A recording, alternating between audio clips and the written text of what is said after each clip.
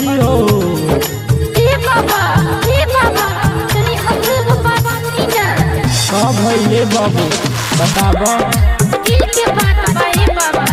अच्छा ऐसा बात है का बाबू। हाँ ये बाबा कुछ उपाय लगा दीजिए। ए बाबा कुछ उपाय लगा दीजिए। ठीक है बच्ची तुम अपना दुख सुनाओ। सुनी बाबा हमर बतिया जी। अरे का भइले बाबू। निंदिया में नहीं रतिया जी। ऐसा बात है।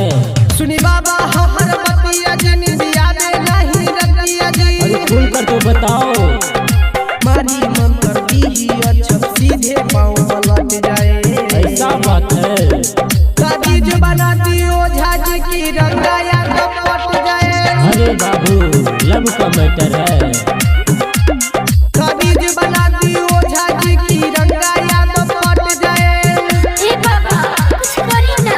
रुको बालक कोशिश करते हैं। हरि हो ताबीज बना दी ओझा जी की म्यूजिक डायरेक्टर मिथिलेश भदौरिया। लाई बोया बेजब फेसबुक गया अपन सुपर से डूपर लागे मुछिया के यही छन।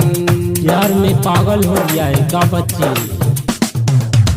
लाई बोया बेजब फेसबुक गया अपन सुपर से डूपर लागे मुछिया के यही छन। देखी ओकर मोहनी मूरत मन हमर बहक जाए। ताबीज बना दी ओझा जी की रंगाया कपट जाए। ये सब का चक्कर है बच्ची। ताबीज बना दी ओझा जी की रंगाया कपट जाए। ये सब संभव नहीं है बाबू तो किसी और का लभर है। कुछ करिए बाबा। ताबीज बना दी ओझा जी की म्यूजिक डायरेक्टर मिथिलेश भदौरिया। कपट जाए। बूझी परेशानी बाबा दिलावा के हमर दिल में तकत जला रतिया में असर। हरि हो रतिया में असर।